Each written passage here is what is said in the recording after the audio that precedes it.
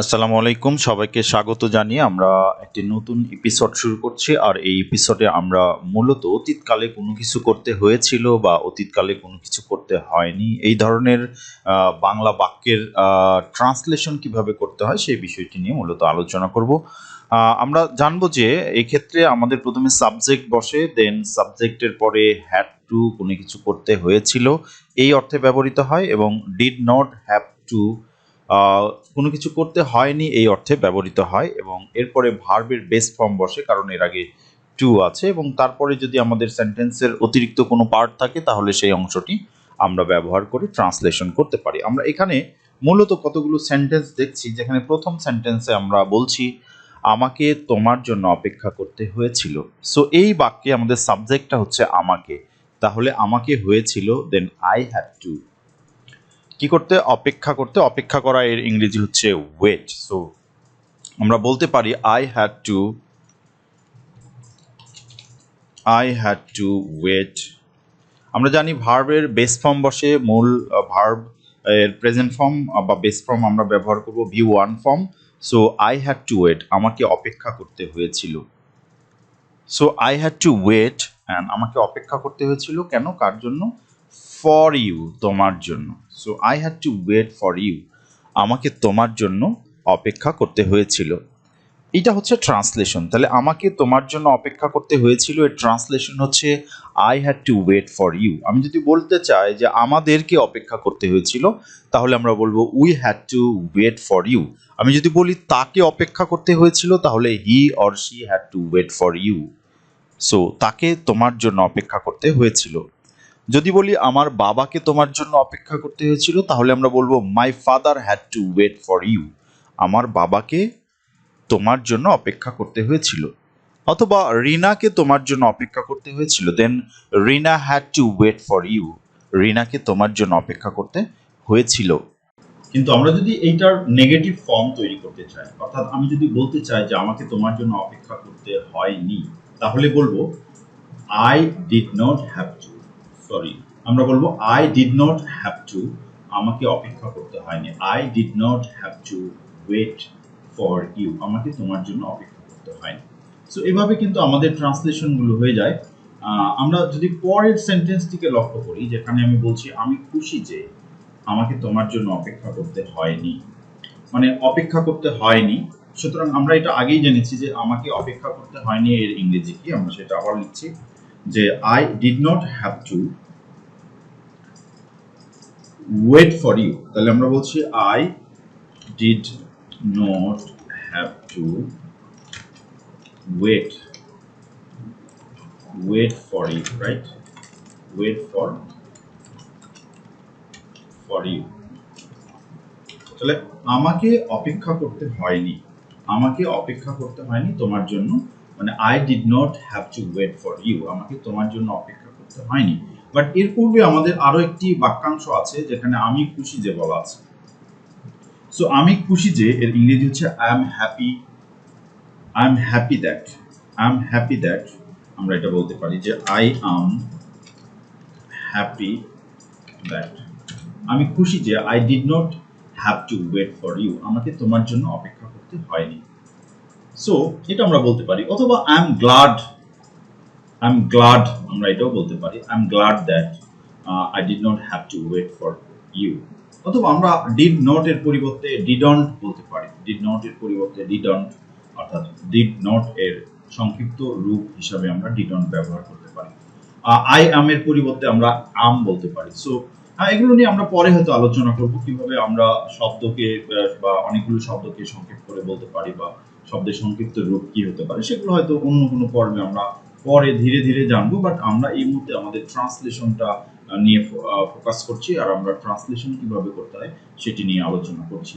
So আর পরের যে বাক্য, সেখানে বলা হচ্ছে যে আমি জানি যে তাকে দরখাস্ত করতে হয়নি, তাকে দরখাস্ত করতে হয়নি। তাকে মানে হি or she, he did not have two, right?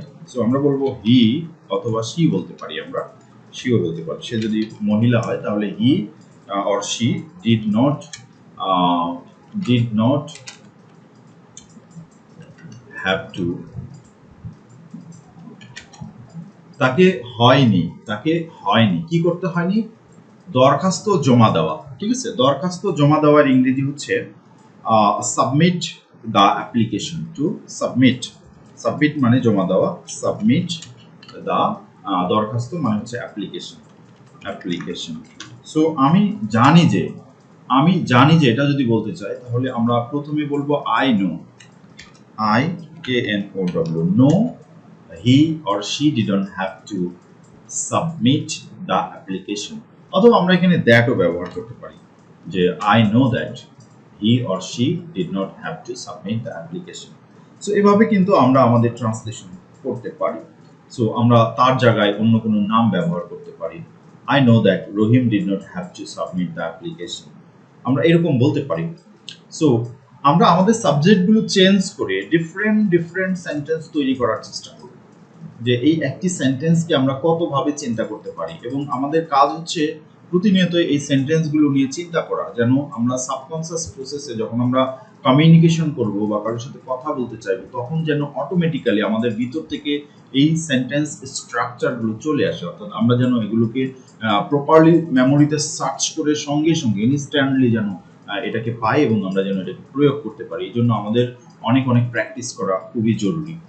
এখন আমরা বলছি ভালো ফলাফলের জন্য আমাকে অনেক বই পড়তে হয়েছে বা হয়েছিল। সো আমাকে অনেক বই পড়তে হয়েছিল, দেন এর ইংরেজি হচ্ছে I had two, right? I had to read. আমাকে পড়তে হয়েছিল, I had to read or I had to study বললে বেটার হয়।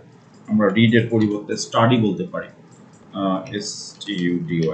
I had to study, I had to read many books, many books, অনেক বই, আমাকে অনেক বই পড়তে হয়েছে। তাহলে আমরা বলছি I had to read many books or I had to study many books। কেন কেন পড়তে হয়েছে? বলছে ভালো ফলাফলের জন্য। তাহলে ভালো ফলাফলের জন্য ফর আমার, আমার যদি হয় তাহলে ফর মাই গুড রেজাল্ট অথবা ফর গুড রেজাল্ট আমরা বলতে পারি, ফর গুড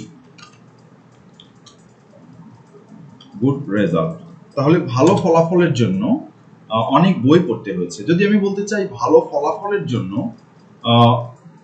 আমাকে অনেক বই পড়তে হয়েছে, তাহলে আমরা বলবো I had to read or I had to study many books for my good result। মানে আমার ভালো ফলাফলের জন্য অনেক বই পড়তে হয়েছিল।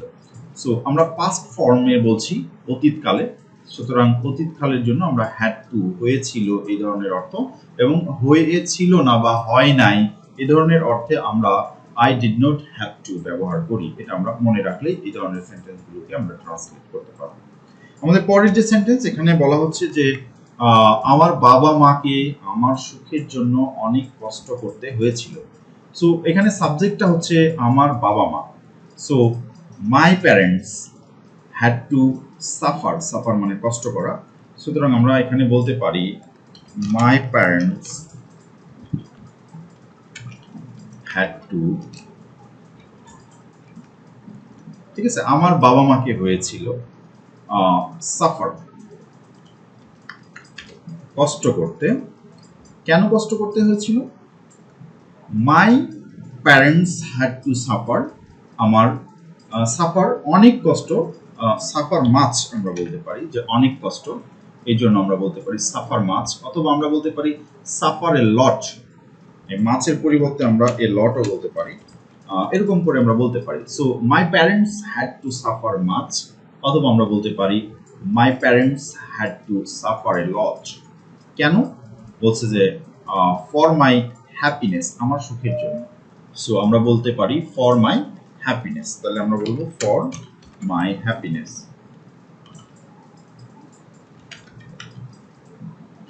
আমার সুখের জন্য। তাহলে আমার বাবা মাকে আমার সুখের জন্য অনেক কষ্ট করতে হয়েছিল। তাহলে আমার বাবা মাকে কষ্ট করতে হয়েছিল, এটি হচ্ছে মূল বাক্য। সো আমরা বলবো my parents had to, my parents had to suffer much, my parents had to suffer much, অথবা my parents had to suffer a lot. কেন? ফর মাই হ্যাপিনেস, আমার সুখের জন্য। তাহলে এইভাবে কিন্তু আমরা আমাদের ট্রান্সলেশনটা করতে পারি।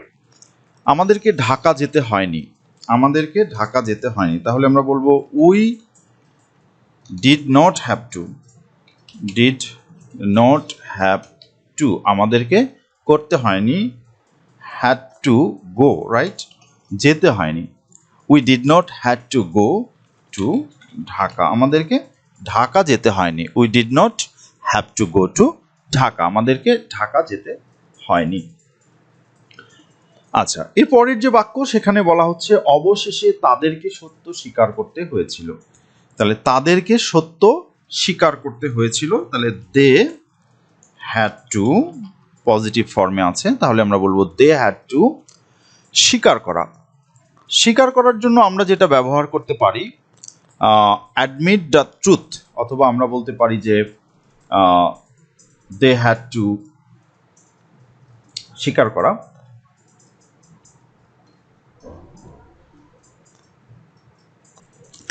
স্বীকার করা হচ্ছে অ্যাকনলেজ, আমরা অ্যাকনলেজ বলতে পারি, অথবা আমরা বলতে পারি অ্যাডমিট। আমরা অ্যাকনলেজ বললে এটা বেটার হয়, তাহলে আমরা বলতে পারি দে হ্যাড টু অ্যাকনলেজ, তাদেরকে স্বীকার করতে হয়েছিল।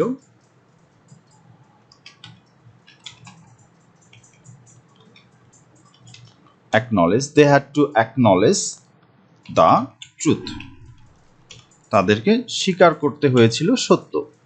অ্যাট লাস্ট, সো আমরা অ্যাট লাস্টকে প্রথমে ব্যবহার করতে পারি, তাহলে আমরা বলতে পারি অ্যাট লাস্ট, অ্যাট লাস্ট মানে অবশেষে।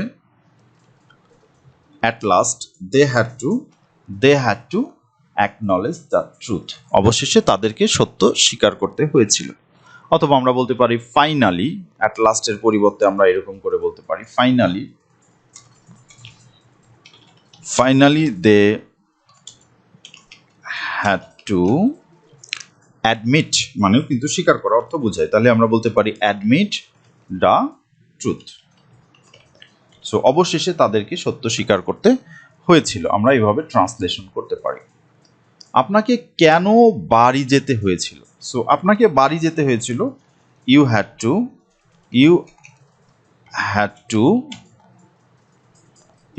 টু গো হোম, আপনাকে বাড়ি যেতে হয়েছিল। দেন আমরা যদি এটার প্রশ্নবোধক ফর্ম, অর্থাৎ কেন আপনাকে বাড়ি যেতে হয়েছিল, দেন আমরা কেন এর ইংরেজিটা লিখব হোয়াই, দেন হ্যাড যেহেতু আছে, তাহলে এখানে আমাদের অক্সিলারি ভার্ব হিসেবে why did you have to go, এখন আমাদের হ্যাডের পরিবর্তে হ্যাভ হয়ে যাবে, কারণ আমরা এখানে ডিড ব্যবহার করেছি। টু গো হোম, ঠিক আছে, কেন আপনাকে বাড়ি যেতে হয়েছিল, why did you have to go home, আপনাকে কেন বাড়ি যেতে হয়েছিল। আপনাকে কি খুব কষ্ট করতে হয়েছিল, আপনাকে কি খুব কষ্ট করতে হয়েছিল, তাহলে আপনাকে কষ্ট করতে হয়েছিল এর ইংরেজি হচ্ছে you had to suffer a lot, suffer a lot, আপনাকে অনেক কষ্ট করতে হয়েছিল। আপনাকে কি কষ্ট করতে হয়েছিল, দেন আমরা বলবো ডিড, তাহলে আমরা প্রথমে ডিড দিয়ে শুরু করব। Did you have to suffer a lot, অথবা আমরা মাছ বলতে পারি। সো আপনাকে কি অনেক কষ্ট করতে হয়েছিল, সো আমরা বলছি did you have to suffer a lot, আপনাকে কি অনেক কষ্ট করতে হয়েছিল। এভাবে আমরা আমাদের ট্রান্সলেশনগুলো করব। তোমরা পরবর্তী ভিডিওর জন্য অপেক্ষা করবে, চ্যানেলটিতে সাবস্ক্রাইব না করে থাকলে সাবস্ক্রাইব করবে। ধন্যবাদ।